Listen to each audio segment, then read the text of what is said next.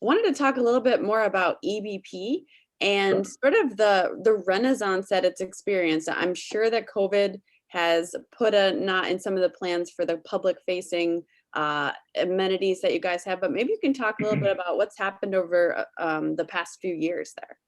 Oh, sure. Yeah. So some of the things that might be more obvious than the industrial stuff, Kodak Center, which is on West Ridge Road, 200 West Ridge Road. That building was built in the 40s and 50s for Kodak employees for education, entertainment, and so forth. You know, if you think about the kind of campuses that Google and Apple have nowadays with all kinds of recreational opportunities, Kodak was kind of like that in the 30s, 40s, 50s, 60s, et cetera. There's that building has 2 basketball courts. It has a 2,000 seat theater. It had a bowling alley, pool hall. You could bring your pistol to work and shoot at the rifle range. I mean, it was unbelievable stuff that you wouldn't hear of today. But anyway, that building still exists. In the 2,000 seat theater, we thought, well, gosh, we should reopen this and make it available to the public.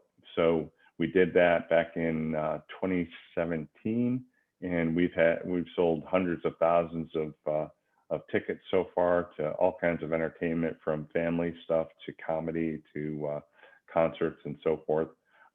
It did, as you said, Shannon, get a crimp put in by COVID.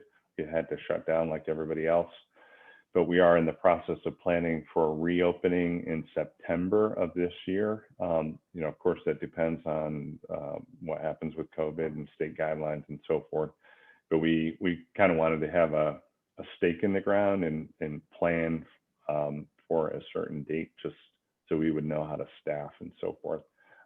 So that does, it looks fairly promising right now with the vaccine and all that. So that's one. Another thing that we did was we identified housing as an opportunity in the area. So we worked with a developer called Pathstone to turn a 9.2 acre parking lot into a 187 unit housing development. That's at the corner of Dewey and Eastman Avenue. It's located outside the park. It's basically, it used to be houses, and then we knocked down the houses to build a parking lot, and now it's houses again. So it's a much nicer application for that land, and we're working with Pathstone now to build another housing complex with 257 units, I think it is, right along the edge of the Genesee River. And part of that would be enhancing the river. What's that called? There's a trail that runs along the Genesee River for biking and so forth. So it'll enhance that to make it more public access for the river and more housing for people. The first housing project, called Eastman Reserve, sold out immediately, and I think they have a waiting list of something like 600 people to get in there. So there's clearly a lot of demand for it. And we're working with a fish farming company that does land-based salmon farming. So it's one of those controlled environment agriculture things where it's truly organic, because you don't need the pesticides because it's not exposed to the natural world. So they'll be producing really high quality North Atlantic salmon in that fishery. And that's also a very clean type of operation because it butts up against neighborhoods and so forth. They'll have a visitor center there, and it'll be nicely landscaped for walking around. So that whole area that's currently just 30 acres of asphalt is going to be something very attractive within, I'd say, 4 to 5 years by the time that gets developed. So those are just a couple of examples of the non-industrial side of things that we're trying to do to enhance the area that we're located in. Great. Another question for you, Tim. Obviously, a big part of your job and the goal of EBP is to get tenants to come and locate. And I know you have some space left there. So what kind of methods and tactics are you guys employing to try to reach out to local or even national global companies to come locate there? Well, probably the most important thing, Shannon, was having a really clear idea in terms of the right industries for the park. When we first went more of a open tenant basis, it was almost like anyone who wants space can come in and rent it from us. Now we're being really targeted because, like, for example, a warehouse doesn't really use steam or industrial sewer or, you know, some of the key utilities that we have here.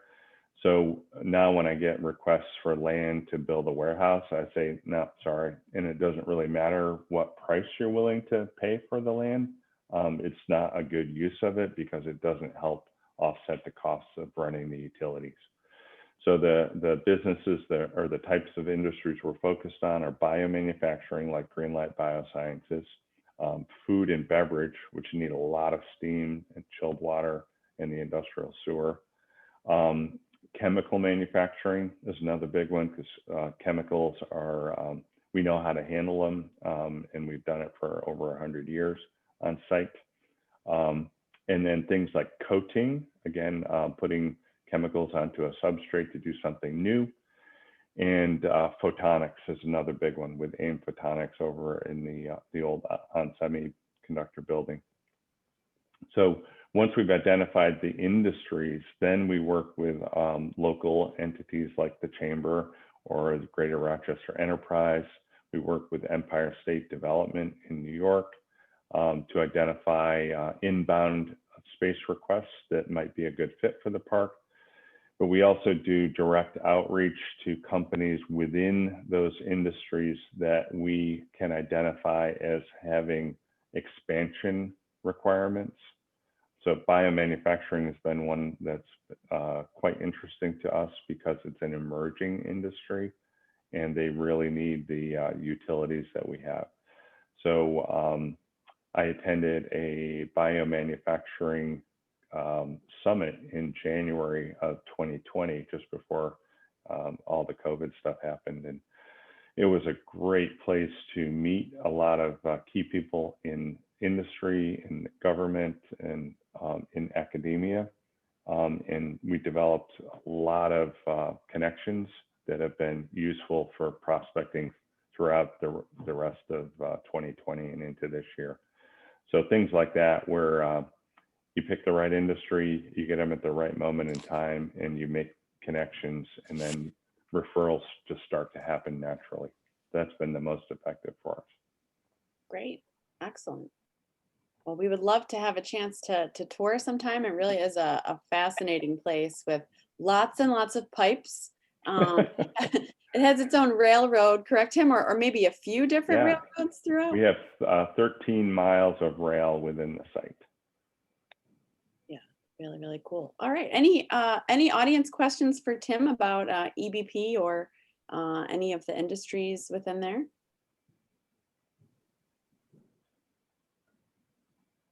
Great. Well, thank you, Tim, for that overview. It really is a fascinating place, and I think it's going to continue to play a really key part in our economy going forward. And we're about to hear from some of the companies that have made it a home and how they're really driving innovation in their industries. So Tim, please feel free to stay on and help us elucidate some of these, but I want to welcome some of our panelists that I see joining us. I see we have Max Richman from Farther Farms. Welcome, Max.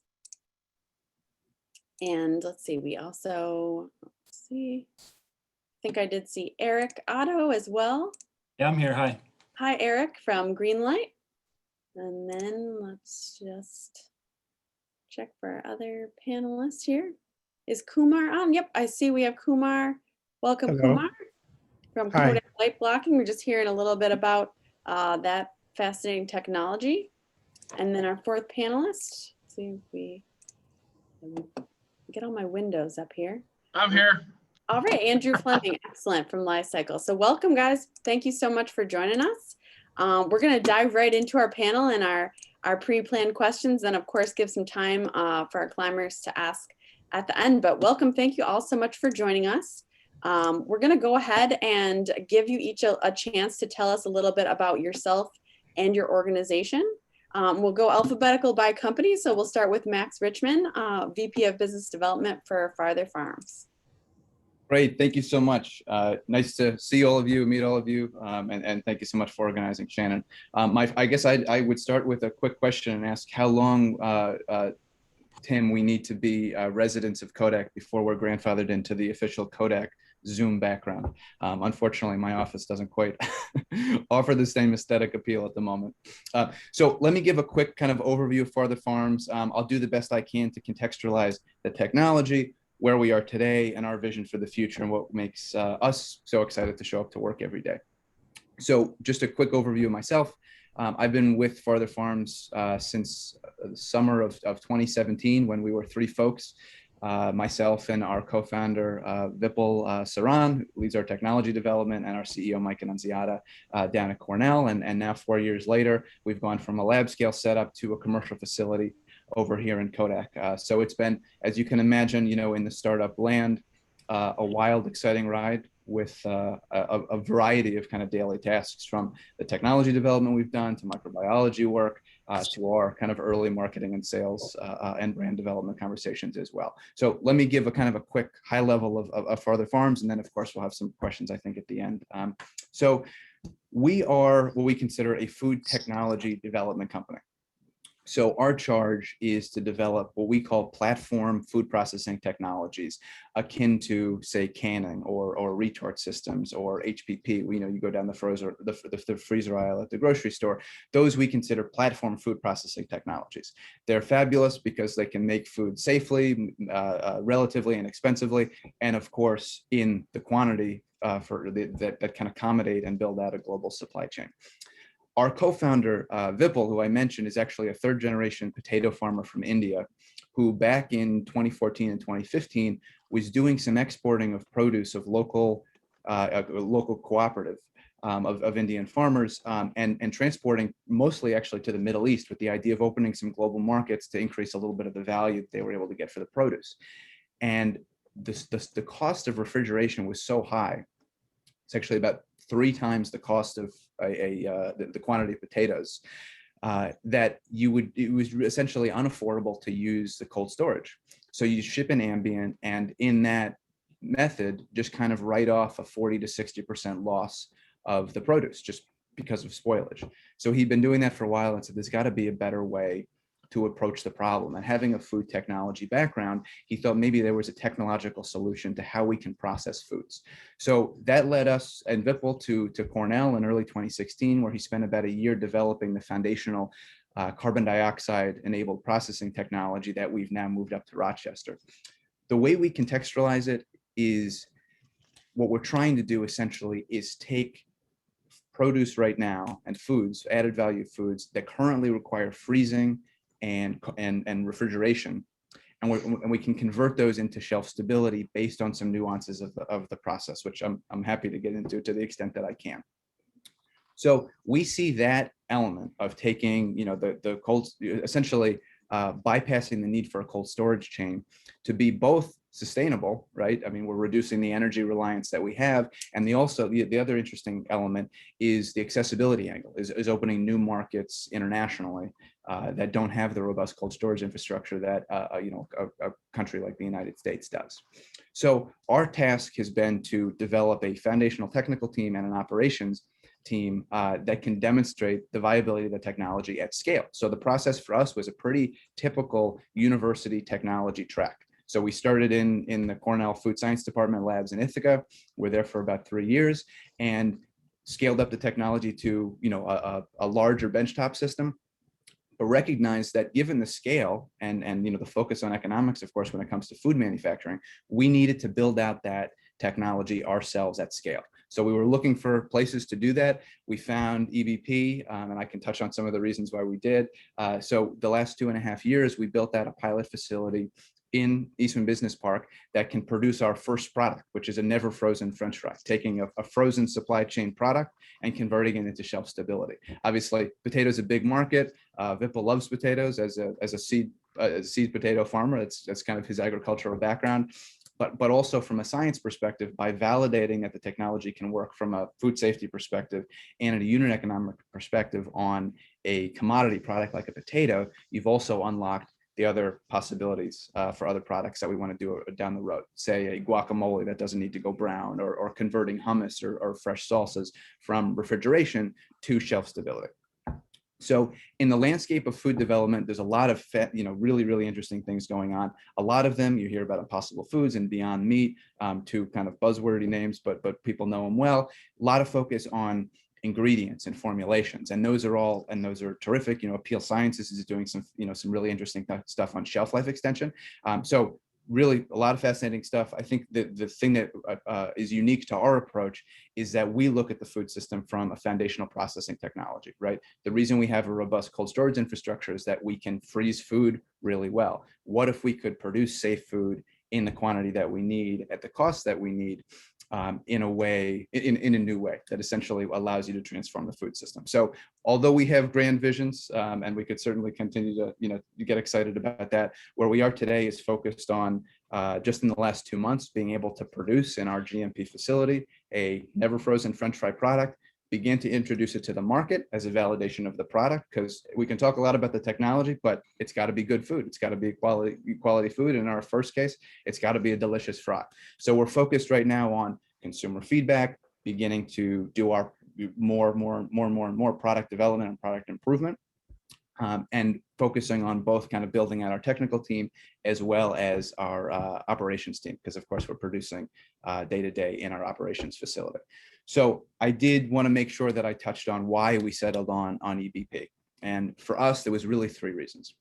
Tim touched a little bit on the diversity and the diversity of business and industry here. And of course, the infrastructure is just incredible. So the first thing for us is, we scoured kind of upstate New York, from as far west as Buffalo and as far east as Syracuse and even beyond, looking for a place to relocate and to build out our pilot facility. The resources and the infrastructure here is so incredible that our approach was, hey, if we can come here, we can focus our resources and our technical know-how on exactly what is differentiating and important to us, which is our food technology. So moving into a place that already had the infrastructure just frankly made our lives a lot easier. We don't have to be the HVAC experts because Kodak has some folks here that we've been able to work closely on the utility side. So the infrastructure is just really, it's unparalleled. There's maybe 1 or 2 locations like this across the entire country. So for us, that was number 1. The second piece, and I'm glad you got to hear from Tim before me, Tim and his team are just a fabulous group of folks. We've had a terrific time working with them. And the way they've set things up so perfectly for us is that there's just a clear alignment of interests and incentives, and being able to work hand in hand as partners with Kodak and Tim and his team has really been a differentiating experience for us. And then the third piece is, given that we're foundationally a technical team, we wanted to be in a place where we could attract the people, resources, and the knowledge base. That's, of course, central to who we are and what we're doing. So by being in Rochester, where, for us, we still have close access to Cornell, but, within the University of Rochester, within our IT, and actually we were talking about this last night, the concentration of technical talent for Rochester by virtue of the long history of Kodak is fabulous, whether it be the engineering firms we've worked with, or the people that we've been able to recruit locally. That talent base here, that community, the food presence, not only with New York State initiatives, but places like the Destry and Wegmans, there is a common kind of intellectual understanding and approach. So for those 3 reasons, the infrastructure, the team at Kodak, and the opportunity to attract people to Rochester and be in a place that is already a technical hub, for us, it just made all the sense in the world to be here, and of course to be able to stay in New York State and remain pretty close to our home base in Ithaca. So I think that's it for me. I hope I didn't go too much over. Thanks so much. That's great. Thank you so much, Max. And this is a great, tie into an earlier program day that we had where we did speak with Cornell Ag Tech and some of the people that are down in the incubator.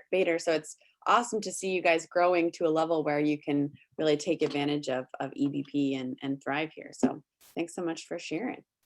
And we will get back to you again with some additional questions. But next I want to go to Eric Otto and an update to his job, which is now VP of Manufacturing Plant Health for GreenLight Biosciences. So I'll turn it over to Eric to tell us more about himself and GreenLight. Thanks, Shannon. Do you, I noticed I was trying to share screen, but I need permission. Okay, let me make you a co-host and that should do it.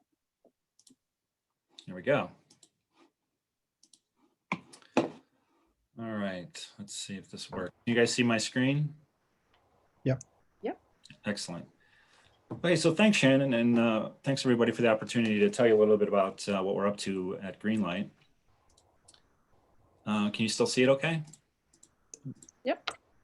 So a little bit about myself. So my name's Eric Otto. I've been with GreenLight for almost 2 years in June, and GreenLight's been around for about 10 years. But our focus probably started in the space of RNA probably about 4 years ago, or 2016 maybe. So GreenLight's not Biosciences. We're a biotech company, and we are an RNA company. And let me tell you a little bit more about this. So our vision really is, as a biotech company in the RNA space, is to develop RNA for a variety of new applications. So it's been in the news a lot lately regarding COVID vaccines. There's 2 new types of vaccine in the human healthcare space. And so that's one thing you're hearing about RNA, and we're talking about the same thing today in RNA. And also in agriculture. So there's use cases of RNA in agriculture, and I'll be talking about that as well. And if you think about what we really bring to the table from GreenLight, is we have some fundamental platform technology of how to make RNA.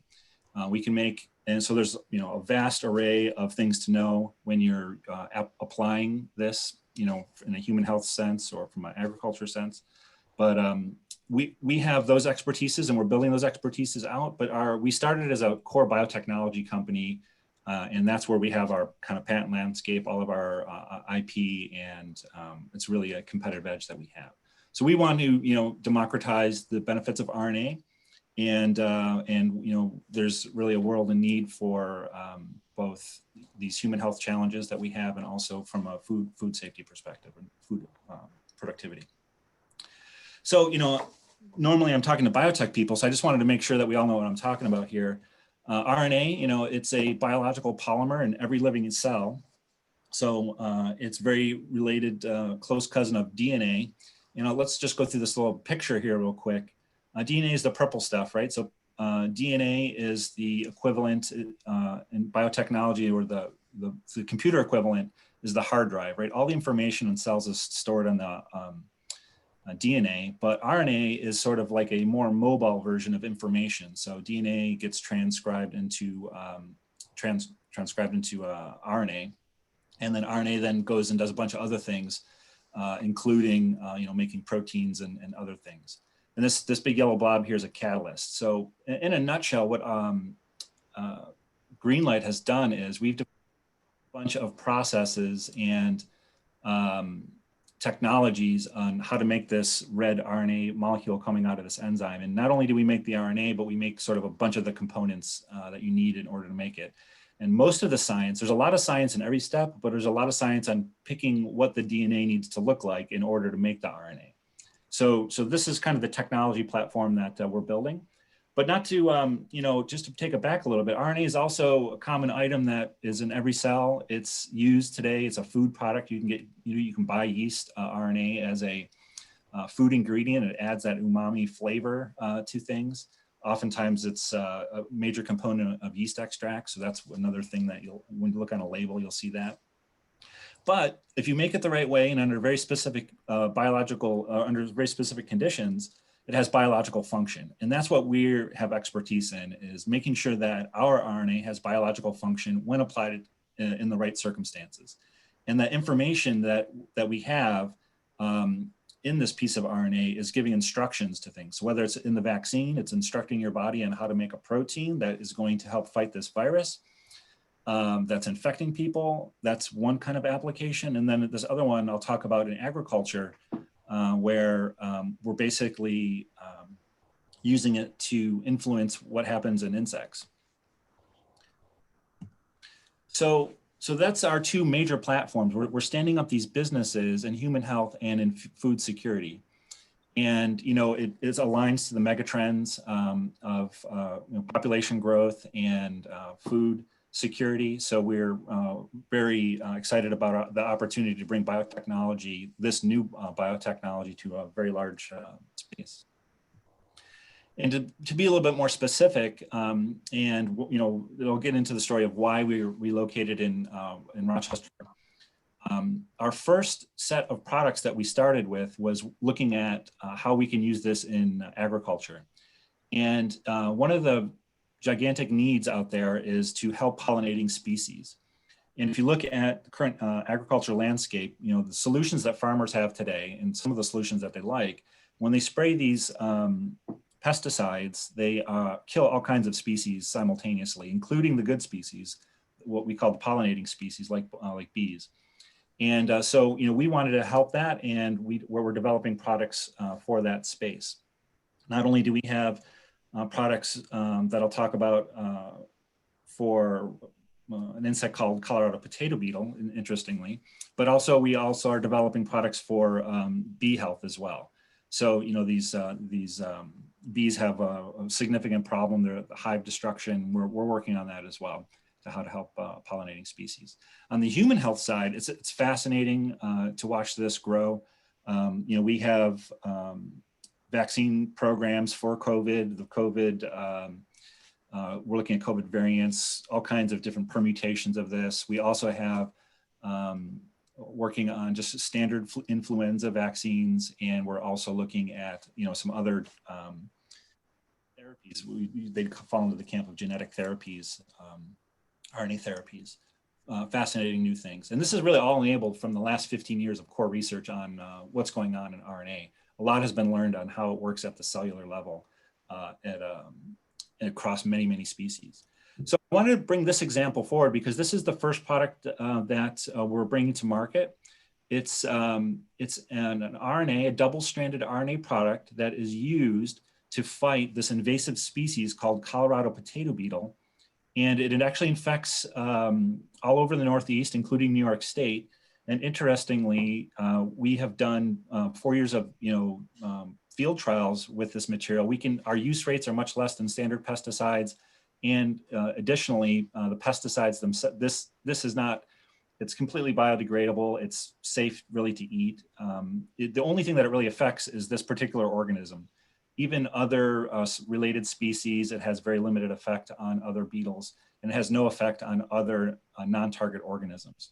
So the problem that we're trying to solve here is this killing these insects that you can see here. This row used to look like this. These are potato plants before they flowered. And you can kind of see these twigs here. When this insect emerges, it just decimates these plants. And so farmers every year have to spray pesticides and coat the little potatoes with an insecticide so that it prevents this decimation. The interesting part of this story is that we've actually done field trials in using with the Cornell Ag Extension Group in Geneva, and it's out of the University of Cornell, and we did the trials here in Western New York near Sodus. So we've done trials at 30 locations all over the country, but there is actually agriculture extension groups here that has helped us with that. So a little bit about GreenLight and why Eastman Business Park. So just so you know, that we have 3 locations. Our headquarters is in Medford, Massachusetts, where we focus on the biotechnology platform. We have our healthcare research and our preclinical and clinical development going on there. In Research Triangle Park, North Carolina, in Durham, we have our agriculture discovery group, which is focusing really on the application of RNA in agriculture. And so we have bioinformatics, entomology, plant pathology, all that kind of good stuff. Field trial teams, formulation and delivery, technology. And in Rochester, we're building out the team. In fact, these are the pictures from the facility where we are in Building 350, where we've just installed and are now commissioning and starting to use to sort of test. We're not in the use phase yet. We're still commissioning this pilot facility and production facility, we'll be able to make a metric ton or so of RNA. And it's kind of what we're looking at here, a series of tanks and fermenters and downstream processing equipment. And here you can see the inside of a fermenter. So here we're going to focus on manufacturing, supply chain, manufacturing technology, and all these types of activities. And it's very well suited to Eastman Business Park. Maybe to answer that question about why we kind of came here. And I looked at these other two locations. We had already had a location in RTP and in Boston. And one of the main reasons that we came to Rochester was, one was the infrastructure. So what does the infrastructure buy you, right? It saves you some money. And for a startup company where every dollar really counts, we wanted to sort of limit the investment on the most important things. And if we can save on buying boilers and steam generators and stuff like that, then and chilled water facility, I mean, all those things, if you can purchase them as a service, it's a pretty big benefit. So that was one of the reasons. And I would say probably the biggest reason though was, we can do both our small scale stuff, our small scale work here, and we can grow here. And the time you can save by being able to do that at one location, as opposed to like the alternative when we were looking in Boston, we could have put in a 10,000 square foot facility in Boston, but then I have to find another facility where I'm going to produce, and then I have to have another location. So being able to do that in 3 locations instead of 4 is a big benefit, and the time that we're going to be able to save by doing our Eastman Business Park is another big saver. So we're looking at, we have 10 people today, we're still hiring. We're going to be like 30 people probably in a couple of years as we expand. And we're looking forward to, going through that process as we commercialize our products. Yeah, so I think I hit all the questions that you had asked, Shannon. So I'll stop there and hand it back to you. Excellent. Thank you so much, Eric. A lot of science and clearly innovation going on there. So thanks so much for sharing. All right, we will go next to Cumar, Sreekumar. If I mispronounced your name, Cumar, please correct me. But he is general manager of Kodak light blocking, exciting new division over there. And I'll turn it over to him to tell us more. Yes, so thank you for giving us an opportunity to address you. Kodak and light are almost synonymous. We've been dealing with light for over 130 years now, but this particular development is a little off the beaten track. It doesn't have anything directly to do with photography. What it is we have, back in the day when we were doing a lot of different film formulations, we developed specific coating materials and layers for a variety of uses within the film. And from that, we developed techniques for suspension polymerization, which a lot of it was developed right here in Kodak Park. At that time, it was called Kodak Park, Building 59, as well as here in Building 82, 83 complex, inside EBP now. And out of that suspension polymerization technique, we developed a specific type of small particle that can scatter light. So that doesn't sound like a wondrous invention, but the fact of the matter for this particular invention is that the scattering of light happens because there are features that are engineered inside the particle. The particle size itself is in the microns, and the features that are inside are in the nanometer scale. Now it turns out that by varying those features, we can address pretty much the wavelength of light that we need to scatter. So we can scatter visible light. So what I mean by scattering visible light is that normally, if you want to block light coming in, you put a drape And when you go to the hotel room, for instance, you pull in this blackout curtain, and that completely blocks the light. Now that's blocking light by basically adding opacity. It's a carbon layer that is coated inside the drape that is blocking the light completely. But if you have a scattering layer on the curtain, depending on how you engineer it, with 100% of the scattering, you would scatter off any radiation that falls on it. So the inside of the room will be dark still. But without the use of carbon and without the use of any other coating aids and such other things that you need to disperse carbon and make it stable and not crack and so on and so forth.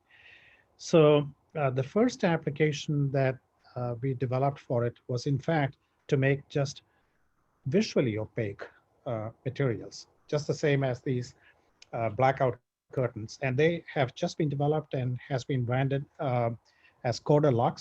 So you'll probably see that very soon inside in a hospitality environment. For instance, in hotels, big chains, potentially like Hilton and Marriott and the like. And we already have in Kodak the plant that can be modified, and actually built up a little bit to make these particles with the features in them. What we did not have is a good place where we could coat it.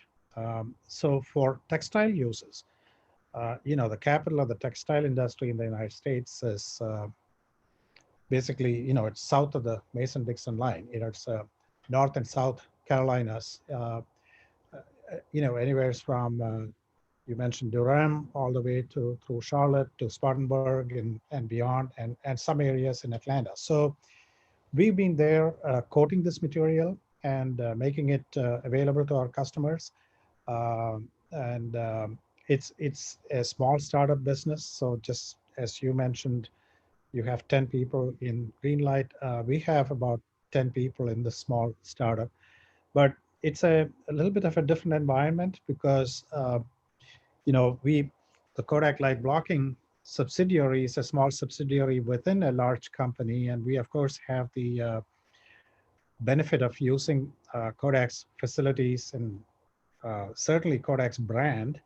And so some of it helps us a lot, because of the fact that we don't have, like you said, we don't have to invest a lot ourselves. We can just pick up the phone and call somebody and get some great resources to come in and do the stuff for us. Part of it is also a problem for us, or a burden, because when you start up something new in a big company, the customer's expectation of a Kodak product is very high. I mean, high quality. Kodak stands for high quality. So they are not going to cut us. There is no give here. The first day on which we offer the product it has got to have, fantastic performance and quality. So that sort of a situation was hard for me to imagine doing at a toll coater or, somewhere outside of this area. So much of the inherent technology for the product is right here. The knowledge base is here. The people are here. The scientists who discovered these materials, as well as the engineers who developed these processes. And it also provides us with excellent analytical facilities, right here in Kodak. And as some of you mentioned, we also have a great academically nurtured environment here with all the universities, as well as small startup companies and the like. So there is a possibility here for us to grow. So we proposed to Kodak that we would like to start a fair-sized textile coating station here.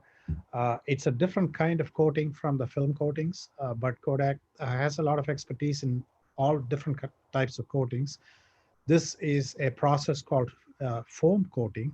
So basically, it is a way by which you make a a foam and apply it on a material. And the reason to do that usually is because if you want to precisely apply a little bit of material over a large surface, it's very hard to meter that properly without substantial volume. So one thing the foam does is produce a lot of volume of material for very low concentration in it. And you can uniformly apply the foam, so that gives you, when it all is dried out and processed and finished, a very fine layer of particles on the fabric with a very cost-effective and robust method. So that plant is going in building 319, which is right next to your plant in 350, GreenLight's plant. So you'll start seeing some construction work going on there, and the plant coming up.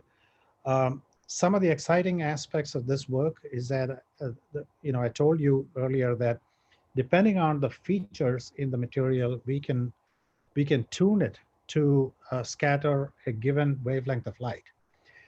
Of course, the interest for the hospitality industry is simply visible wavelengths.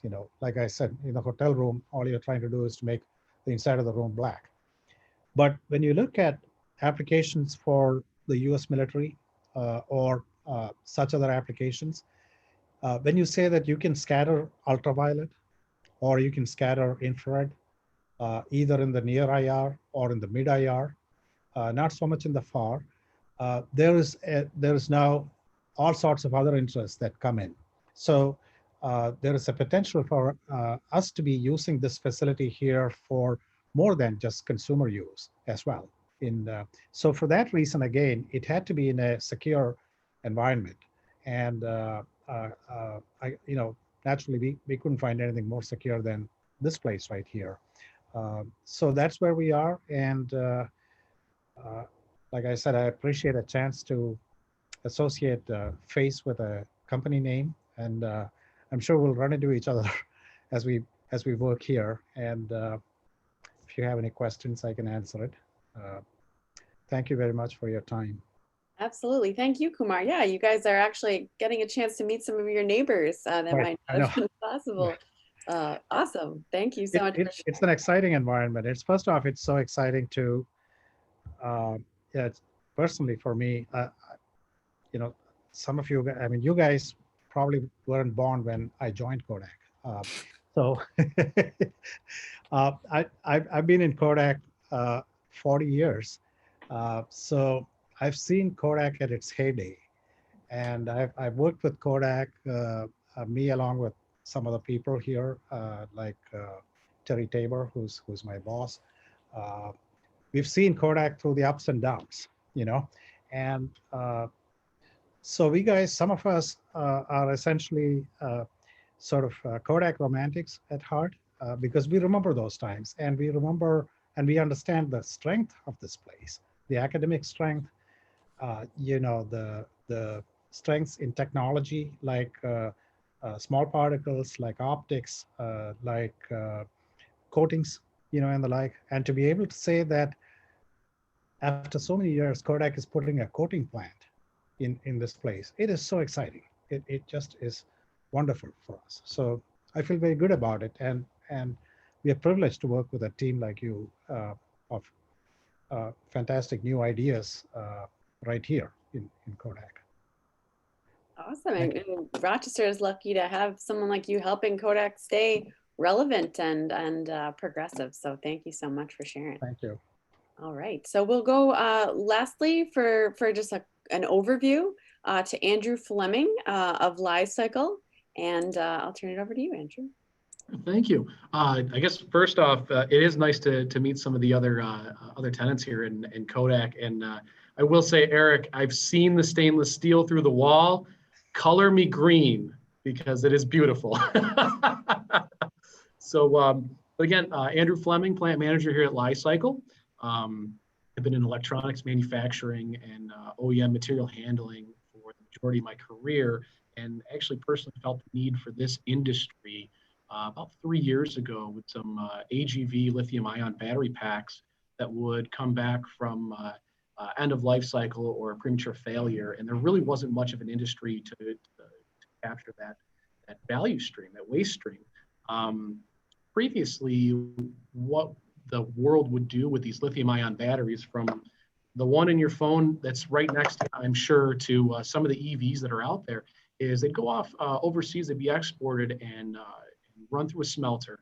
And truly the only things that were captured were the nickel and the cobalt because of the process. Thermal, they're burning it off, the electrolyte, the lithium, graphite, manganese, plastics, everything else is expelled and non-recovered. Well, Ajay Kochar and Tim Johnston, our co-founders, saw this as a rising problem. Both of them were in the lithium mining industry and saw that this was something that was going to come to a head, and actually developed the process on how to reclaim those battery materials from the lithium-ion batteries. So what do we do here in Spoke 2 in Rochester? We take lithium-ion batteries, regardless if they're from consumer grade, low voltage, so your DeWalt drill batteries, your cell phone batteries, up to EV modules, and actually process them into 3 different recyclable value streams. So through a wet technology, we're able to separate out the low density plastics, which are recycled, the metal foils, so your copper, aluminum, et cetera, that goes out to another metals recycler.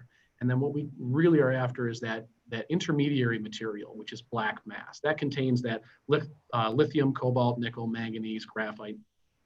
And that is what we do here in the Spoke, is we develop that intermediary material.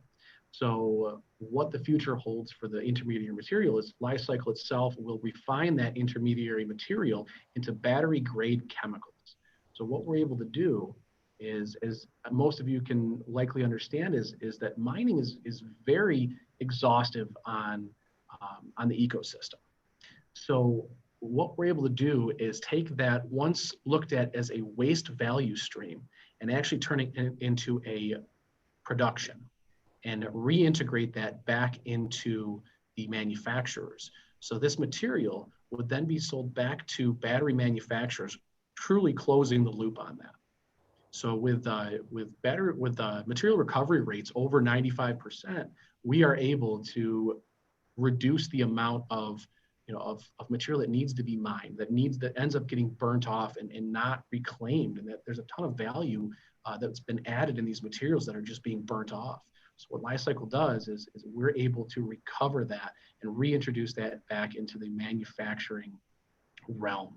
So I'm sure everyone sees everything's going to lithium-ion technology. Electric vehicle sales are they're supposed to, they're looking at moving, I think, 26 million EV sales by 2030. Most of us watched the Super Bowl. I'm sure you saw Will Ferrell in his electric vehicle commercial. It is the way of the future. Everything is going to a greener technology, something better, more sustainable. And this is a key component in that, to make it more sustainable by having it recyclable and truly extending the usable lifespan of that material almost indefinitely. So really exciting stuff going on over here at Li-Cycle. Just a couple of things as to, why Rochester, why Eastman Business Park. Hearing the 3 folks that went before me, I'm sure you can all guess number 1. Existing infrastructure. There it is. Yes, absolutely. Again, one of the core things for Li-Cycle is recycling. We're able to find a facility that was not being utilized and recycle it into something that we can use. The existing infrastructure here at Eastman Business Park, between primarily was in this area was chemical manufacturing. We have that infrastructure built in. We have that. We have the steam. We have glycol. We have the electric. Everything's already built in, and in that infrastructure, we were able to, believe it or not, place our entire system in 31 days. Our entire machine that does this, we had it flown in through the wall on the 2nd floor on, I think it was November 3rd. And by December 4th, we were running we were running trial material. I mean, it's incredible. And the folks here at Kodak, you know, this wouldn't be possible without you guys. Absolutely. So the support there from the Kodak side has been fantastic. A couple of other reasons that we chose Rochester was the historically industrial area. There's always been an industrial aspect to Rochester, which has a large group of very skilled people, from skilled machine operators to engineers with RIT, U of R. It's a great opportunity to really build an all-star team because we have fantastic talent in the area.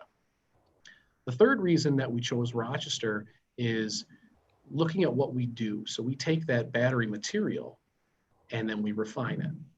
So where are we getting that battery material is we're placing these spokes in areas that generate them, large areas of people. So if you only have, a few people, you're only going to get a few cell phone batteries. But if you have a large metropolitan area that can service the entire Northeast, you have a larger area where you can take that material and bring it into our process. So.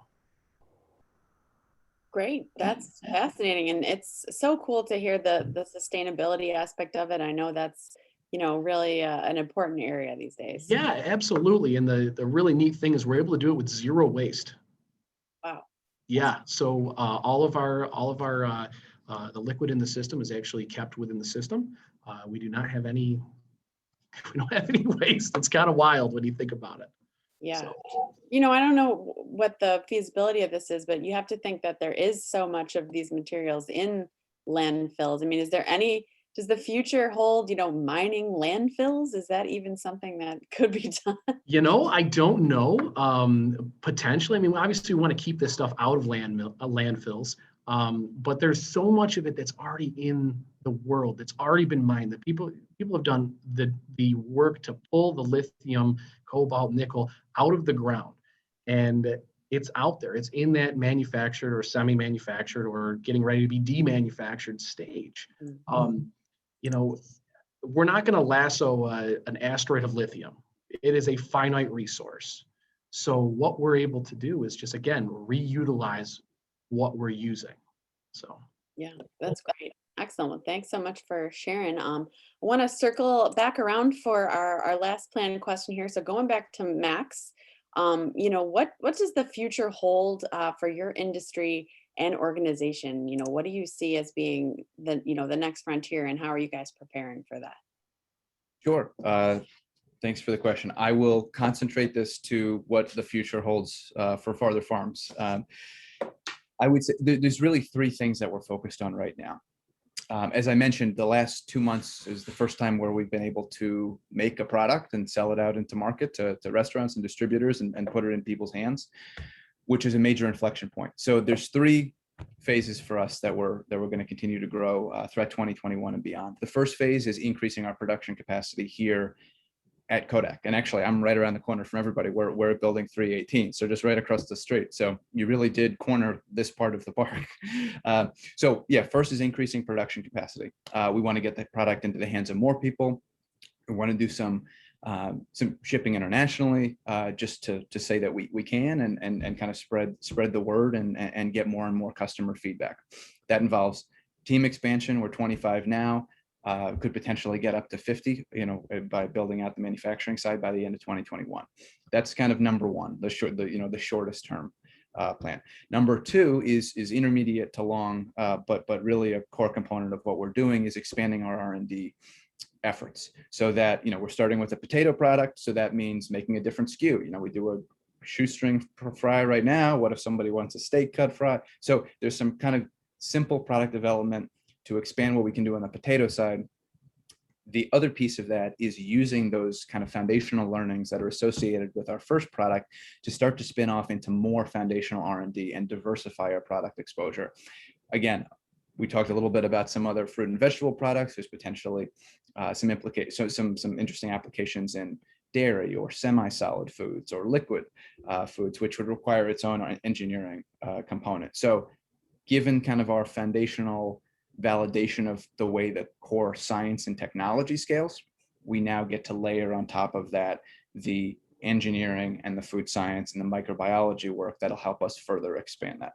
And the third piece is taking what we've learned here in Rochester and our pilot facility and our research center and spinning that off on an intentional manufacturing direction. So we can make a French fry here in Rochester, that's great.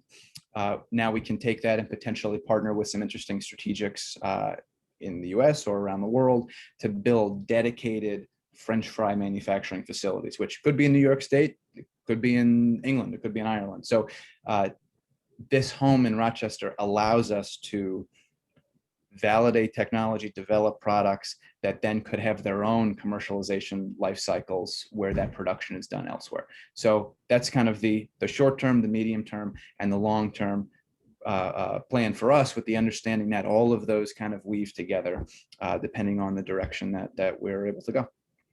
Great, thanks so much. I'd love to hear that Rochester is a center for innovation that's going to influence lots of other areas. Excellent, thank you. All right, we will go next back to Eric. What does the future hold for RNA? So RNA, very interesting, very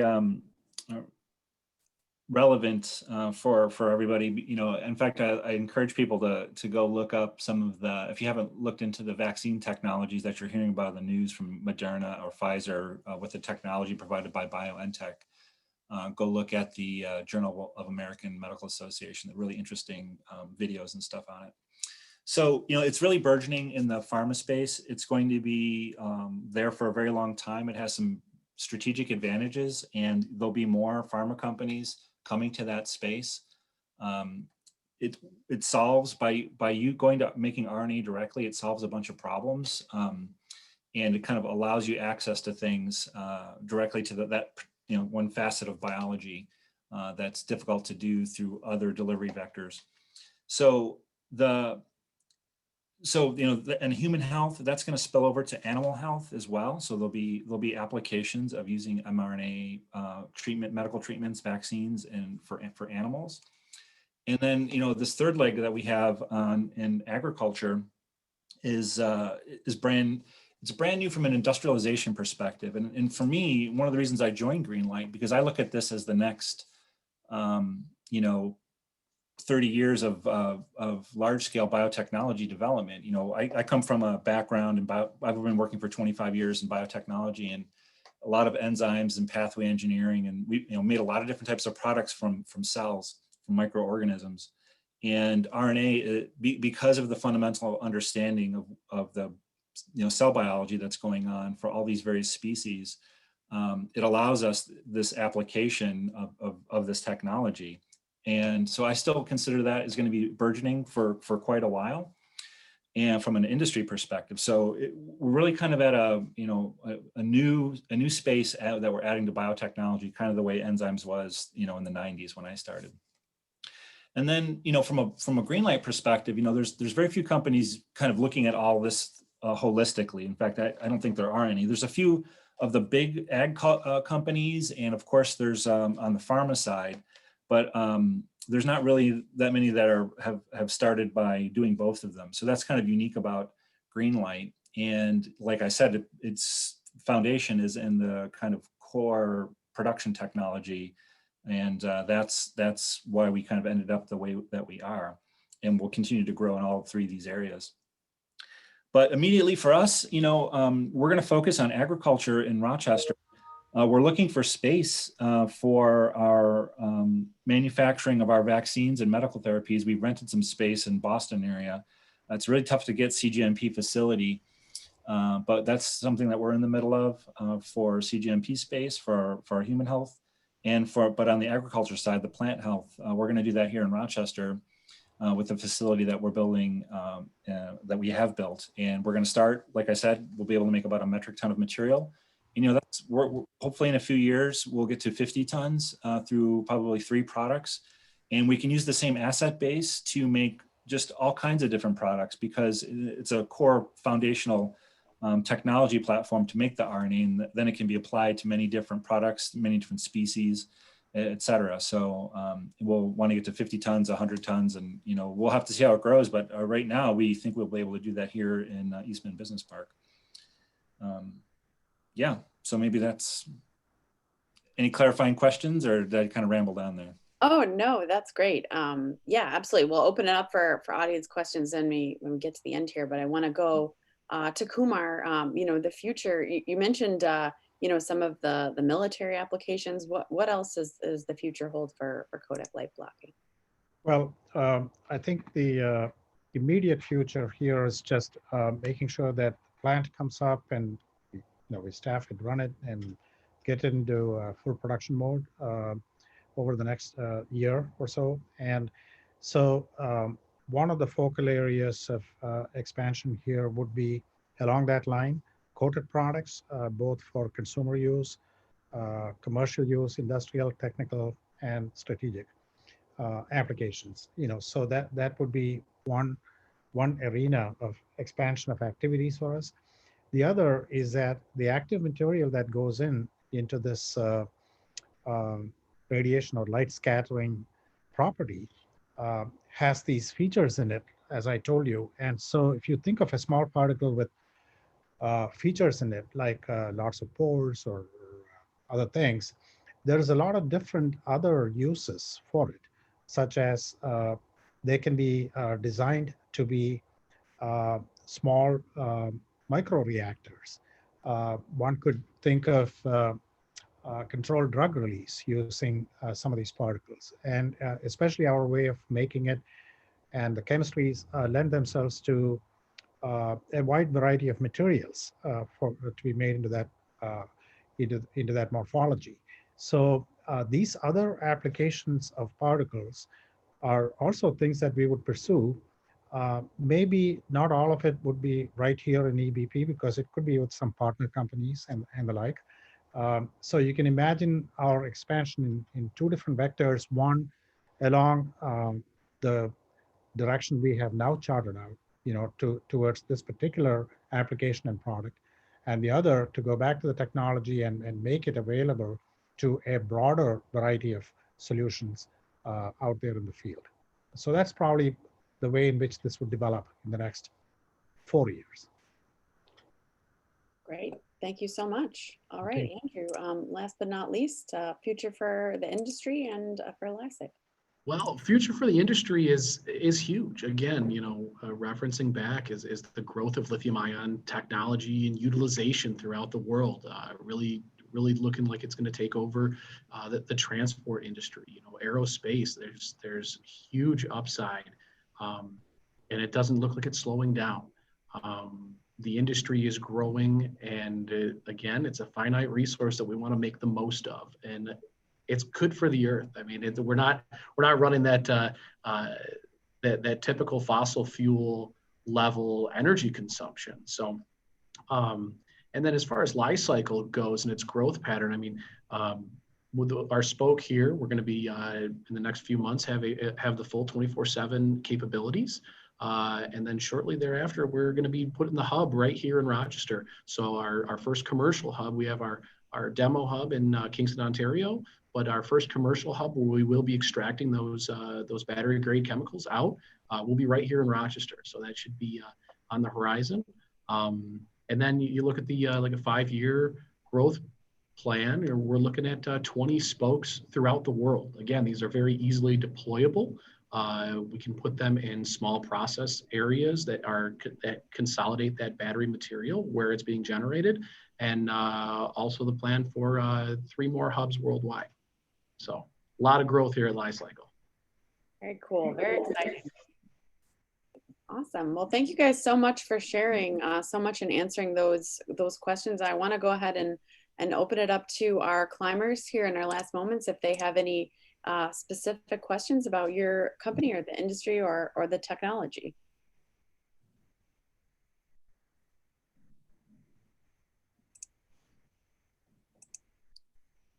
Any climbers out there with questions?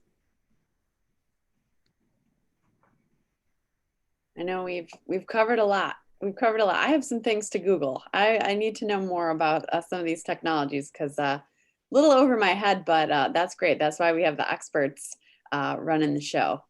You can hit me up on LinkedIn too if you guys ever want to get a hold of me too. Excellent. Thank you, Eric. I want to see that. Yeah. That stainless. Beautiful. Okay. Come on over. Good deal. Tomorrow. Awesome. All right. Any last call for questions? Farah's got one for Max. After potatoes, what vegetable or fruit do you think is next? Obviously, potatoes very popular, but what could be the next big thing? It's a great question. Well, I know the question came via chat, but I would actually turn it back and say, what do you think we should do? But the way that we analyze it is from first a food safety perspective and then a market perspective. So part of the virtue of starting with potatoes is that it's a huge market, given that we want to be increasing sustainability. The more we can convert to shelf stability from a frozen supply chain, the better. So from my standpoint, from a sustainability angle, from a food justice angle, first targeting, the larger market segments is really interesting. Of course, the exercise is balancing that with, the technology and the business considerations of farther farms. And, we want to be here for a long time. So how do we check, the boxes of economic viability, technological viability, and market viability? So I would say, yes, avocados are fabulous. I think I can see a note here. Avocados are one that we've talked about a lot and people have had a real interest in. So we could definitely start in that frame. Right now, I can say that we're focused on, after the potato, maybe hummus, salsas, and guacamole are kind of the three biggest ones that come to mind, although other people certainly have other ideas for how we can continue to expand R&D. So no, I would say focused on the potato right now, because we don't want to get over our skis. Our motto is under promise, over deliver. So if word gets out around this conversation, we're just focused on the potato for now, and hopefully we'll surprise you with something new in the next few months. Max, are you guys going to do all the development, or are you going to license this technology? Great question. We're exploring a couple of different models. Ultimately, the IP and the know-how and the engineering development work and the microbiology food safety development work has to be housed within farther farms. The way we start to bring that out into the world could run the gamut between manufacturing facilities we run ourselves, licensing models, or potentially, JV situations where we're working on with some strategic partners where someone could bring, say, a raw sourcing and marketing expertise, and we could drop down our technology. So there's definitely a few different models that we could pursue, and none of them couldn't be done in tandem with the others. Mm-hmm. Excellent. Thanks so much. All right. Any final questions before we thank our panelists and let them get back to their busy lives and businesses? Well, Max, Eric, Cumar, Andrew, thank you so much for joining us. Tim, really appreciate giving us the context and the setup of EBP, and really wish you guys the best of luck. And we look forward to seeing your names more in the news and where the future will take you. So really appreciate it, and best wishes. Thank you. Thanks a lot. Thank you so much. Thank you. Same to you, Shannon. Bye-bye.